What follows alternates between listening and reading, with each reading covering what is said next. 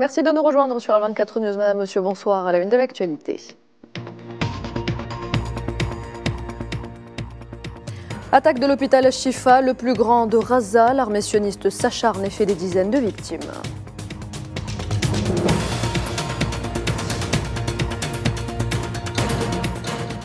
En plus des bombardements, la famine est attendue d'ici mai prochain dans le nord de Raza. Elle menace 1,1 million de Palestiniens, affirme un nouveau rapport soutenu par l'ONU.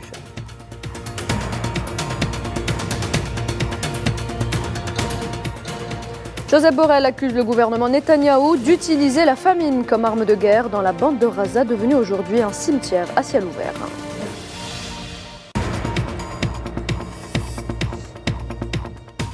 Vladimir Poutine réélu sans surprise à la tête de la Fédération de Russie avec 87% des voix. Le président Abdelmadjid Tebboune l'a félicité ce lundi pour sa réélection à la magistrature suprême de son pays.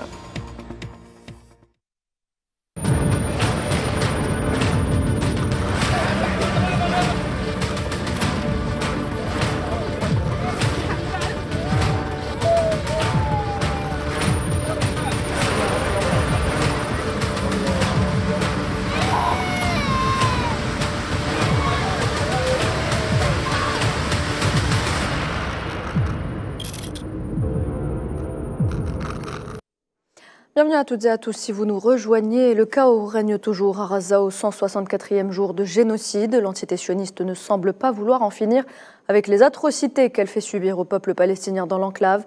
Rien que durant les dernières 24 heures, 8 massacres ont été perpétrés, faisant 81 martyrs et 116 blessés.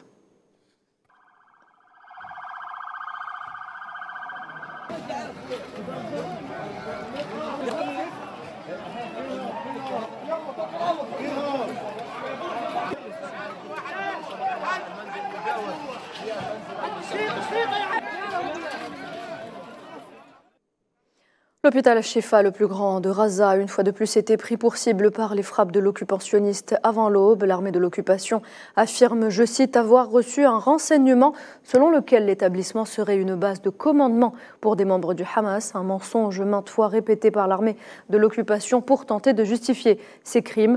Bilan, des dizaines de personnes ont été tuées et d'autres blessées. Et la diplomatie palestinienne tient le gouvernement sioniste pour responsable des atrocités perpétrées au sein de l'hôpital Shifa, affirmant dans un communiqué de presse que l'entité sioniste avait l'intention de détruire toutes les infrastructures de santé restantes dans la bande de Raza pour les rendre complètement hors d'usage.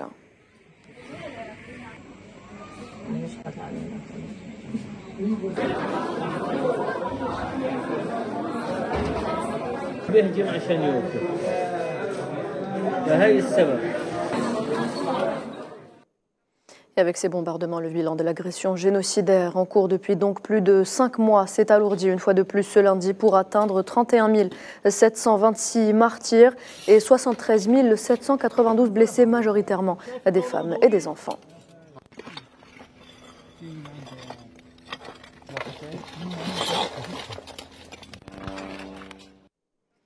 Je vous le disais en titre, un nouveau rapport soutenu par l'ONU révèle que la famine aiguë est attendue d'ici mai prochain.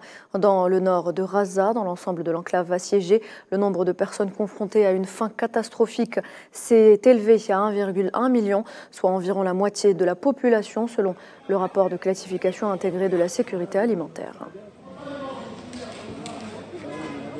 Time is of the essence. These people Le temps presse, ces gens meurent de faim, des enfants meurent. À l'heure actuelle, un enfant sur 3 est émacié avant l'âge de 5 ans. Encore une fois, il s'agit d'avoir la capacité d'avoir une quantité suffisante de produits essentiels comme la nourriture, comme l'eau, comme les médicaments et atteindre les gens afin qu'ils puissent la consommer le plus tôt possible. Et rappelez-vous, cela ne peut être juste pour un jour ou deux ou pour une semaine. Nous avons besoin de nourriture et d'eau. We need food, water. Le plus urgent, c'est d'avoir une quantité suffisante de produits essentiels comme la nourriture, l'eau ou encore les médicaments et d'atteindre les gens afin de leur éviter de mourir de la mort. According to the IPC, which is just released, selon le rapport publié, la famine est imminente dans la partie nord de la bande de Raza. Elle peut donc survenir à tout moment d'ici fin mai. Ainsi, selon toutes les indications, la famine est imminente dans le nord de Gaza où vivent 300 000 personnes. Mais cela ne veut pas dire que nous ne pouvons pas éviter cette situation. Mais pour y parvenir, nous devons agir et nous devons agir maintenant. Nous avons besoin d'un accès total, nous avons besoin de grandes quantités de nourriture et nous avons besoin de pouvoir atteindre les gens là où ils se trouvent et de leur fournir cette nourriture le plus rapidement possible. Si nous y parvenons, nous espérons pouvoir encore éviter une véritable crise de famine.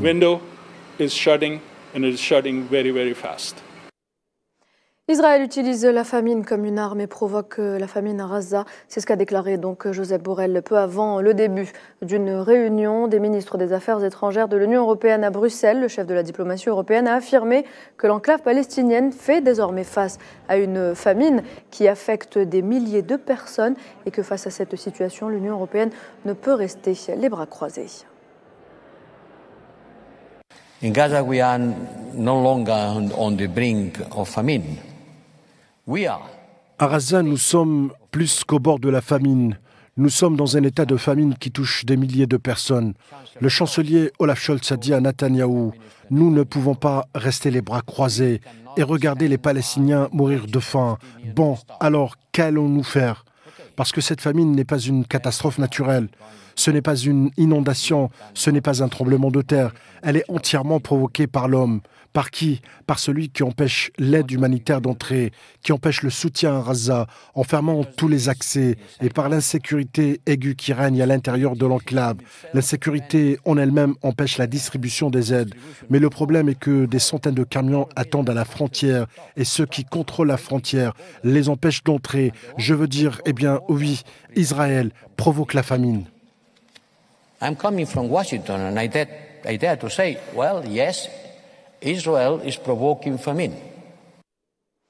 La famine est utilisée comme arme de guerre, selon le vice-président de la Commission européenne. Regardez. We send parachutes in a place that is 1 hour by car from the next airport. Nous envoyons des parachutes dans un endroit situé à 1 heure de voiture du prochain aéroport.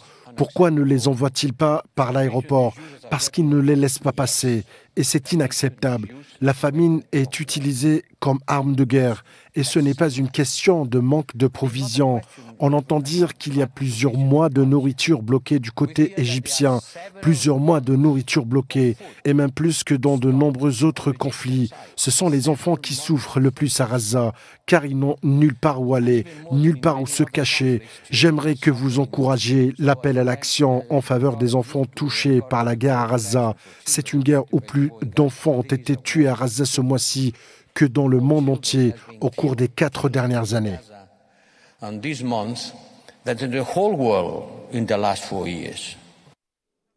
bande de Gaza est désormais un cimetière à ciel ouvert après avoir été une prison à ciel ouvert, dénonce le chef de la diplomatie européenne, Joseph Borrell.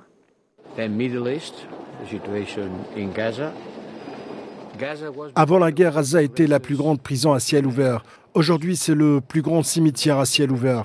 Un cimetière pour des dizaines de milliers de personnes, mais aussi un cimetière pour un grand nombre de principes les plus importants du droit humanitaire.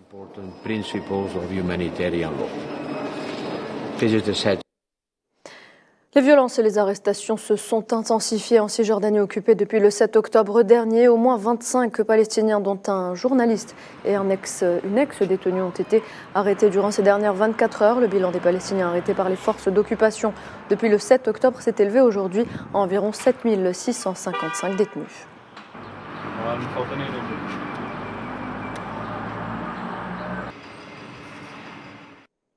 Et il faut savoir également que des dizaines de colons sionistes extrémistes ont envahi ce lundi les esplanades de la mosquée Al-Aqsa Al-Quds occupée. Selon des témoins cités par l'agence de presse Wafa, les colons ont profané la mosquée sainte depuis la porte des Maghrébins, effectuant des actes de provocation dans les cours du lieu saint. Les forces de l'occupation sioniste qui continuent d'empêcher les Palestiniens d'entrer dans la vieille ville ou dans la mosquée Al-Aqsa, provoquant une diminution du nombre de fidèles, notamment durant ce mois sacré du Ramadan.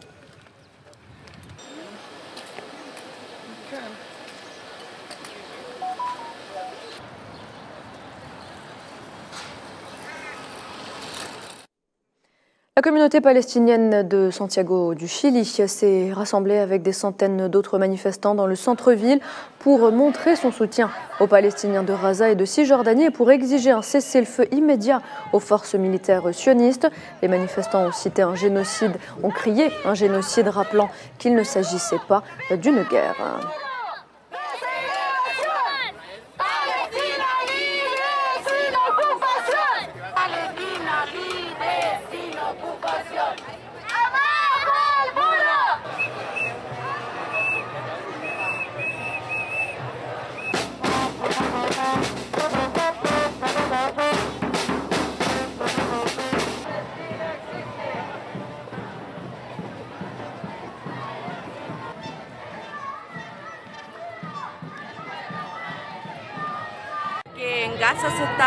À Gaza, ils tuent. Ce n'est pas une guerre, c'est un génocide. L'extermination d'un peuple qui cherche la paix, qui cherche sa liberté, son émancipation.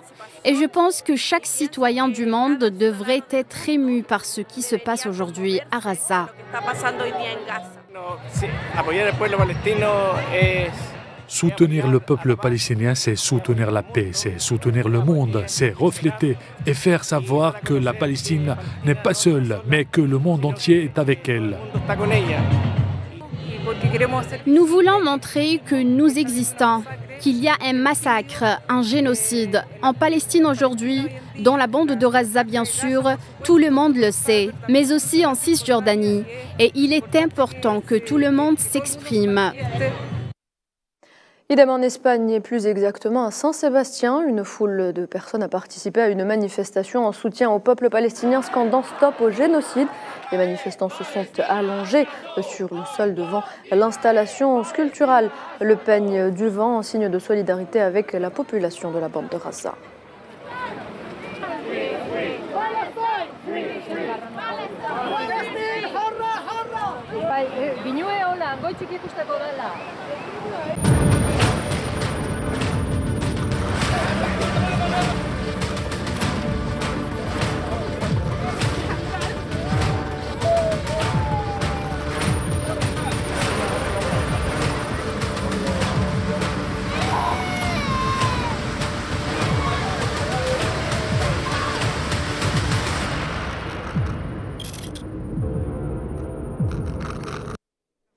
Dans l'actualité également, la Syrie a énergiquement condamné la déclaration commune des États-Unis, de la Grande-Bretagne, de la France et de l'Allemagne, dans laquelle ils ont exigé des préalables pour financer la reconstruction de la Syrie et de lever les sanctions à son égard, qualifiant cette démarche d'ingérence et d'énième tentative visant à déformer l'image de l'État syrien et détourner l'attention du monde de leur violation flagrante des droits du peuple syrien, en particulier du droit à la vie et au développement. Dans un communiqué, le ministère syrien des Affaires étrangères, repris par l'agence de presse Sana, a ajouté que l'allégation des gouvernements des 4 pays que leurs efforts visent à mettre fin aux souffrances des Syriens n'est rien d'autre qu'une hypocrisie politique et une décadence morale visant à dissimuler les effets désastreux des mesures coercitives illégales imposées au peuple syrien.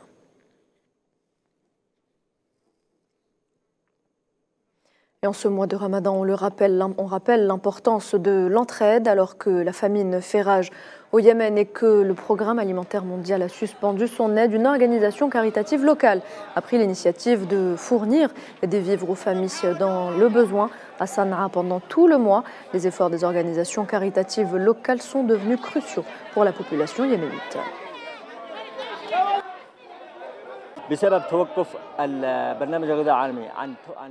En raison de l'arrêt du soutien du Programme alimentaire mondial aux familles dans le besoin, un écart important est apparu et je m'attends à ce que cet écart se creuse dans les prochains jours en raison de l'arrêt de l'aide du PAM.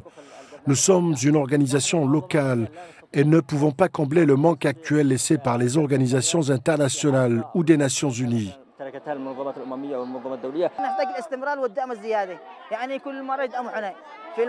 Tout d'abord, nous avons besoin que l'aide continue et augmente.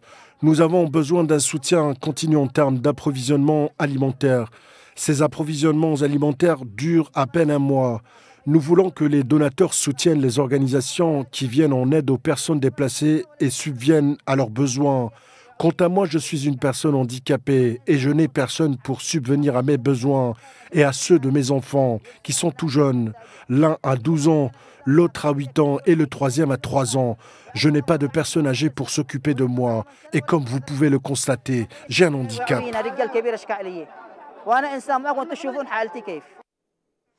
Et parlons à présent d'un sujet un peu plus léger. En lien avec le mois béni du Ramadan, on s'intéresse ce soir à une tradition syrienne perpétuée par Abu al-Hijja. Vêtu d'une tenue traditionnelle, il parcourt les ruelles du vieux Damas avec son tambour, appelant les habitants à se réveiller pour le repas du Suhour, juste avant la prière d'Al-Fajr. Et donc le début du jeûne. Retour sur cette belle tradition avec Almel Améziane Zitouni. On l'appelle le Messaharati.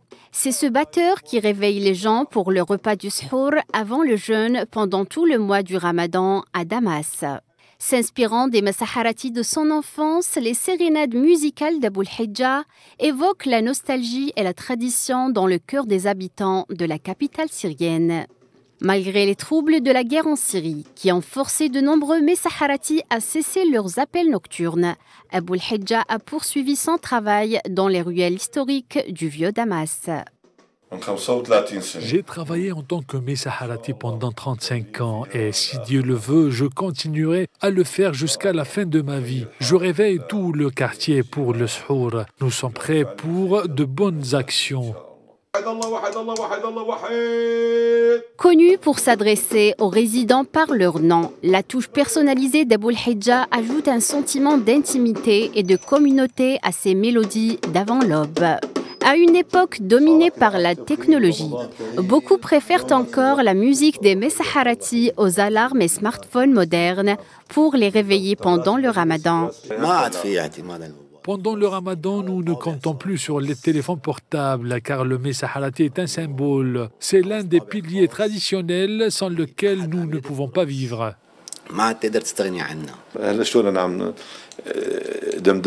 Je fredonne et chante, tout comme j'ai appris des vieux Messaharati. Il y a certaines choses que nous avons ajoutées, comme la louange du prophète. Les murs du vieux Damas ont leur rituel. On a l'impression qu'ils le parlent et cela inspire.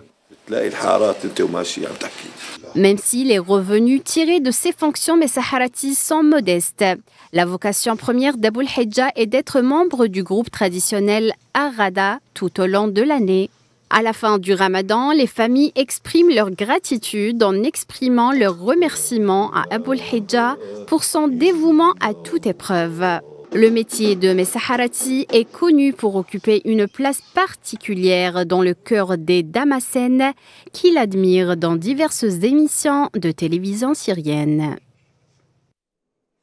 Tout autre chose à présent, l'Algérie a condamné hier dimanche dans les termes les plus énergiques le projet de confiscation des prémices de l'ambassade de l'État algérien au Maroc, affirmant que le gouvernement algérien répondra à ces provocations par tous les moyens qu'il jugera appropriés. L'Algérie considère qu'il y a là une violation inqualifiable du respect et du devoir de protection à l'égard de la représentation diplomatique d'États souverains que sanctuarise tant le droit que la coutume internationale, relevant dans ce sens que le projet marocain qui s'inscrit en contravention avec les pratiques internationales civilisées déroge gravement aux obligations de la Convention de Vienne sur les relations diplomatiques qui lui impose de respecter et de protéger les ambassades sur son territoire, quelles que soient les circonstances.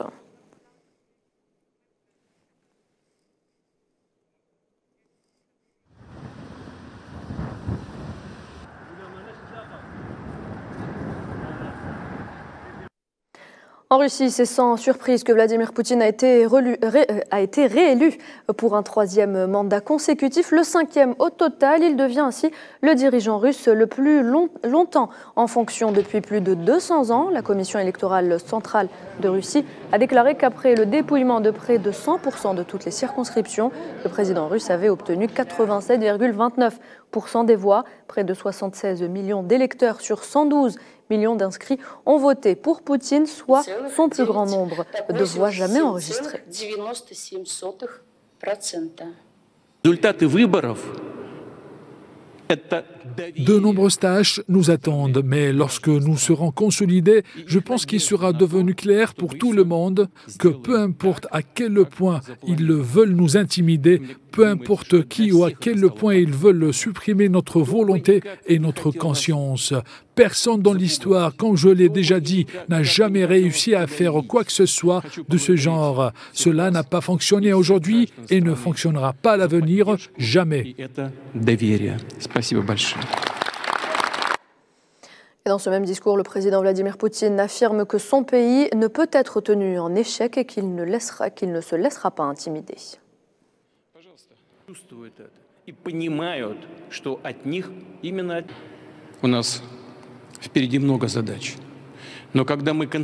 Les résultats des élections témoignent de la confiance des citoyens du pays et de leur espoir que nous ferons tout comme nous l'avons prévu. Je tiens à vous remercier tous, ainsi que tous les citoyens du pays, pour votre soutien et votre confiance. Je vous remercie.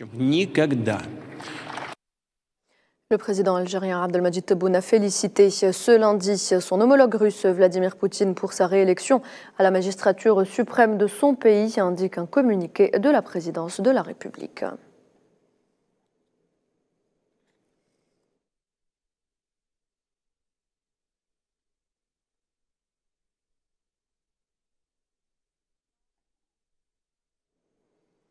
Et fidèle allié du président russe Nicolás Maduro a salué sa victoire lors d'une émission télévisée. Le président vénézuélien a déclaré qu'avec plus de 87% des voix, Vladimir Poutine avait complètement vaincu la guerre. Il a vaincu tout l'empire occidental, a-t-il déclaré.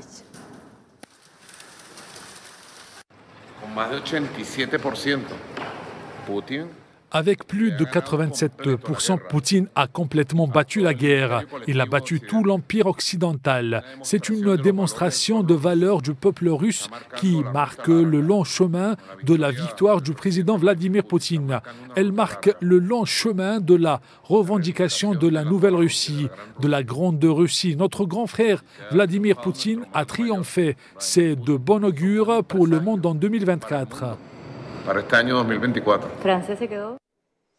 Les citoyens russes se sont eux aussi exprimés suite à la réélection du président Poutine. Regardez.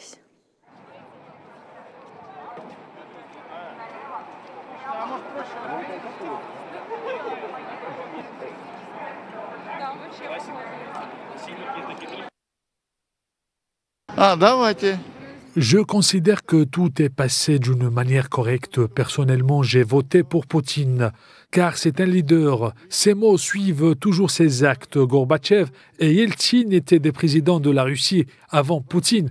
En se promenant à Moscou, tu peux constater ce qu'ils ont achevé et de l'autre côté ce que Poutine a achevé. C'est pour cela que personne hors Poutine mérite. Tout est bon, c'est ainsi que devraient être les choses. Ce sont les résultats auxquels je m'attendais. Tout a été super, tout a été attendu parce que notre président Poutine, c'est le meilleur président au monde. Je pense que c'est ce qui devrait être en réalité, tout a été juste. Je n'ai pas voté pour Poutine, mais j'estime que les résultats ont été honnêtes et que Vladimir Vladimirovitch mérite en effet la victoire. Voter est toujours important dans la vie des habitants du pays. Je suis très contente et heureuse des résultats que nous avons obtenus à l'issue de ce scrutin. Les gens ont choisi pour que notre pays devienne plus prospère à l'avenir sur les plans intérieurs et extérieurs. Je suis très satisfaite du maintien du président Vladimir Vladimirovitch à la tête de la Fédération de la Russie. Je suis très heureuse et convaincue que notre pays deviendra prospère avec de tels leaders. Et en France, le préfet de police Laurent Nunez a rencontré ce lundi les policiers du commissariat de Seine-Saint-Denis qui a été visé dimanche soir par des tirs de mortier d'artifice. Des faits survenus quelques jours après en réaction à la mort d'un jeune homme de 18 ans percuté par une voiture de police à Aubervilliers. 9 personnes ont été interpellées. Une attaque au mortier, 22h50. Très rapidement, les renforts sont arrivés pour disperser la cinquantaine d'assaillants sur des faits qui ont duré un quart d'heure. Et puis à 23h30, le calme est revenu dans la Courneuve et dans les cités environnantes. Je tiens à dire qu'il y a eu 9 interpellations qui ont été... Voilà, c'est la fin de cette édition. Merci de l'avoir suivi. Très bonne soirée et à demain.